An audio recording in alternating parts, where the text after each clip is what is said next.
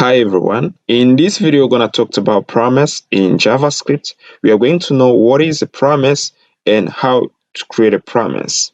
But also make sure to subscribe to our YouTube channel to get notified about new content. Let's get started. So, what is a promise?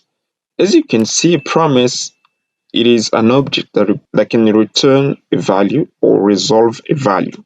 You can see here on the image I illustrated how a promise works. A promise has three states. Here we have a pending state, fulfilled state or completed states, and rejected states. Now, what is the pending state? The pending state, it is a state where our promise it is waiting for a value to be resolved.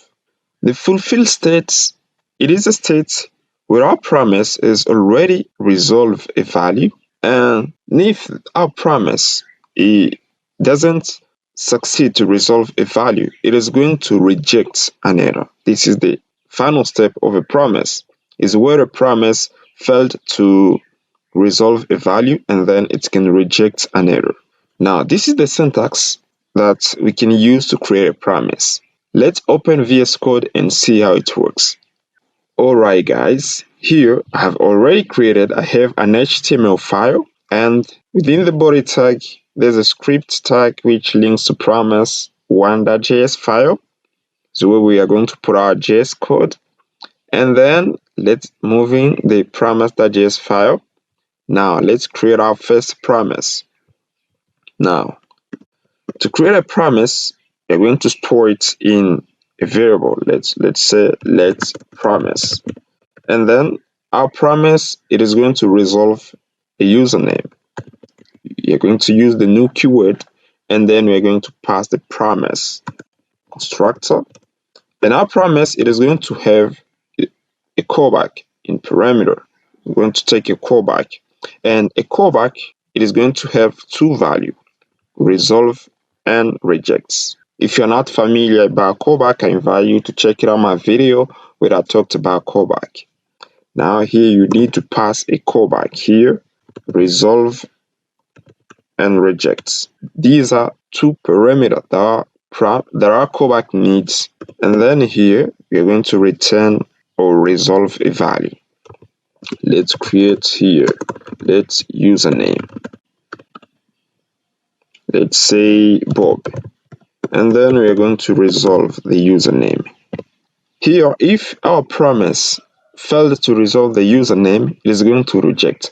Now, let's see how we can first retrieve the value that has been resolved by the promise. Here, let's write promise here. We are going to use the .then provided by the promise class method. This method takes a callback too, and this callback has one argument that represents the value that has been resolved by the promise. It is going to take a callback. I'm using arrow function here. Make sure to check also my modern JavaScript course where I talked about arrow functions if you're not familiar. Here I'm going to pass it a result which represents the promise result, and then I'm going to console the results. In the console you can see we are getting here Bob. This is the value that has been resolved by the promise. Now we can catch the error in case our promise failed to resolve. Here console.log error.message. We're getting only Bob here. Our promise doesn't have or encounter an error. Let's create an error in our promise. Let's create a typo here. Let's type use name, create a typo, and here we are getting an error here. Username is not defined. Username is not defined. This is an error that we just catch using the catch method that promise class provides us. Now let me give you another example where we are going to use a promise within a function. We're going to create a function where we are going to have a promise that resolves an array of users.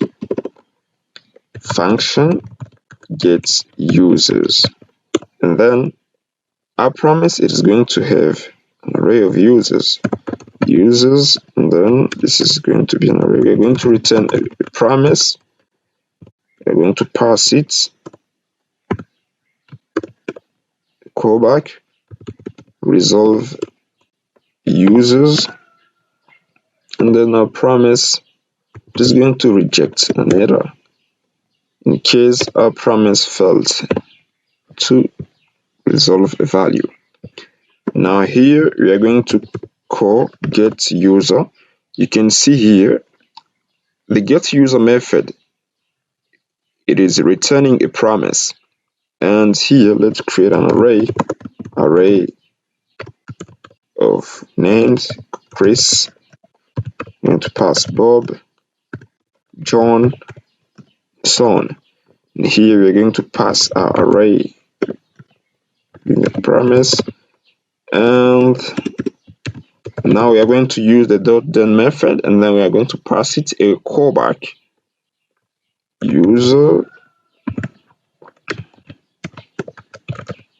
We're going to console users. In the console, you can see here we are getting an array of Chris, Bob, and John.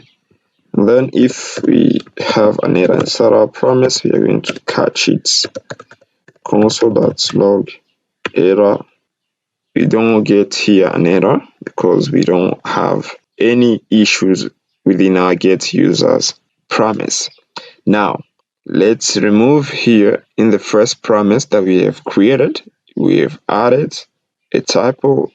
We have incorrectly write the username. That's why we are still getting here an error. And that's pretty much it, guys, for this video. I hope you enjoyed. Don't forget to subscribe, and I'll see you in the next one.